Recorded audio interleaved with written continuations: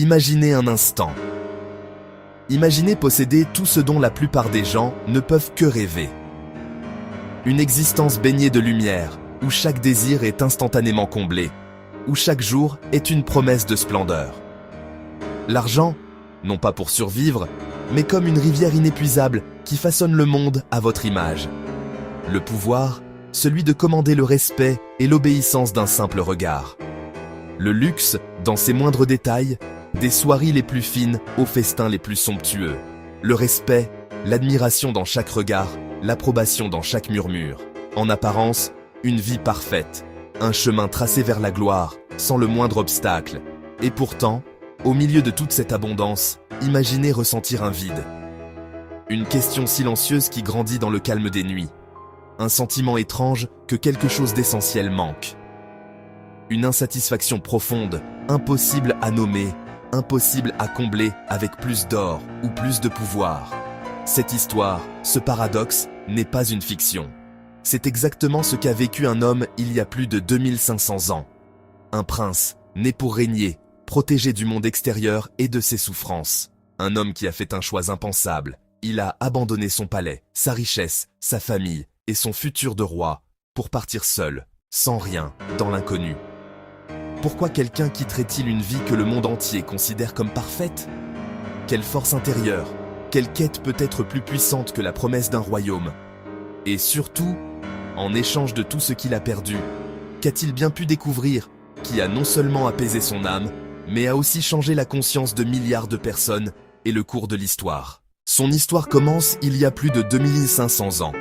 L'histoire d'un homme dont le visage semble porter la sérénité du monde. Cet homme, c'était Bouddha. Mais avant de devenir l'éveillé, avant que son nom ne traverse les siècles, il s'appelait Siddhartha Gautama. Il naît prince du clan des Shakya, dans une famille royale de ce qui correspond aujourd'hui au Népal. Sa vie est une succession de tableaux parfaits. Un royaume ancien, un palais somptueux, une richesse inouïe, soie, or, jardin magnifique où les fontaines murmurent des secrets de quiétude. Son père, le roi, voulait faire de lui un monarque puissant, un successeur incontesté. Alors, il lui offre une vie de luxe absolu, une cage dorée, conçue pour le plaisir des sens. Musique enchanteresse, festins opulents, confort permanent. Siddhartha a tout ce qu'un homme peut désirer. Pourtant, au milieu de cette perfection orchestrée, une étrange mélancolie l'habite. Un sentiment de vide que les richesses ne parviennent pas à combler. Car il y avait un détail étrange dans cette éducation. Une règle d'or, un secret de polichinelle. Le roi voulait cacher une chose fondamentale à son fils, la souffrance humaine. Le prince ne devait jamais voir la réalité brute du monde extérieur. Les murs du palais étaient une forteresse contre la vérité. Pas de maladie, pas de pauvreté, pas de vieillesse. Et surtout, pas de mort. Le roi avait banni toute trace d'imperfection, espérant ainsi sceller le destin de son fils à la couronne, et non à la quête spirituelle. Mais malgré le luxe et la protection, une question grandit en lui, un vide que les plaisirs ne peuvent discombler. Il ressent un appel irrépressible à voir le monde tel qu'il est vraiment, au-delà des murs dorés de son existence. Puis, un jour, bravant l'interdit de son père, Siddhartha quitte le palais, et ce qu'il découvre dans les rues de la ville va détruire à jamais sa vision du monde. Pour la première fois, il voit un vieil homme fragile. Son corps est usé, son dos courbé par le poids des années. Son visage est fatigué, marqué par le temps. Et il comprend une chose terrible. La jeunesse n'est pas éternelle. Même les plus puissants, même lui, un prince, vieilliront un jour. La décrépitude est une destination commune à tous. Bouleversé, il poursuit son chemin et voit un homme malade. Il est souffrant, consumé par la fièvre. Il est faible, incapable de se tenir debout. Et il découvre que la santé est un trésor fragile, que personne ne peut totalement échapper à la douleur et à la maladie. Son propre corps, si vigoureux, est tout aussi vulnérable. Enfin, le choc ultime. Il voit un cortège funéraire, et au milieu, un cadavre. Et pour la première fois de sa vie, il est confronté à la finalité de l'existence. Il réalise que toute vie, sans exception, finit par disparaître.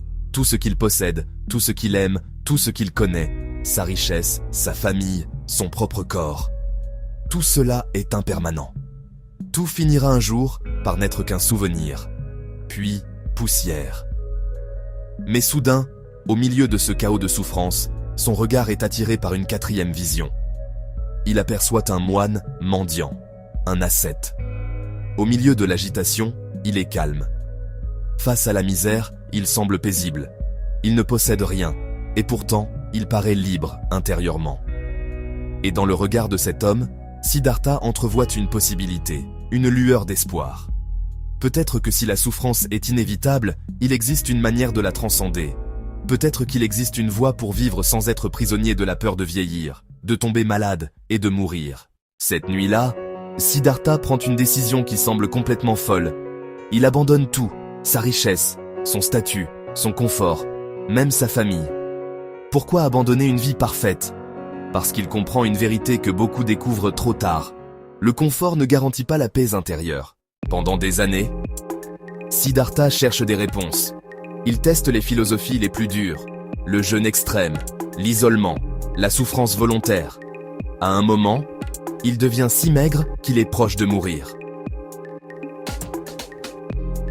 Mais il réalise alors quelque chose de fondamental. La souffrance extrême n'apporte pas non plus la paix, ni excès, ni privation. Puis un jour, Siddhartha s'assoit sous un arbre, et il prend une décision. Il ne se lèvera pas avant d'avoir compris la vérité. Et selon la tradition, cette nuit-là, il atteint l'éveil. Il devient Bouddha. Il comprend alors que la souffrance humaine vient souvent de l'attachement, de l'ego, du désir permanent, de notre incapacité à accepter que tout change. Tout est temporaire. Des milliers d'années plus tard, le monde moderne souffre exactement des mêmes problèmes. Réseaux sociaux, stress, solitude, course à l'argent. Plus d'argent, plus de réussite, plus de distraction, mais toujours autant d'anxiété. Bouddha avait compris quelque chose d'incroyablement moderne. Si ton esprit n'est jamais en paix, aucune réussite extérieure ne pourra vraiment te sauver. Bouddha n'a pas abandonné sa vie parce qu'il détestait le monde. Il l'a quitté parce qu'il cherchait une vérité plus profonde. Et peut-être que sa plus grande leçon est celle-ci.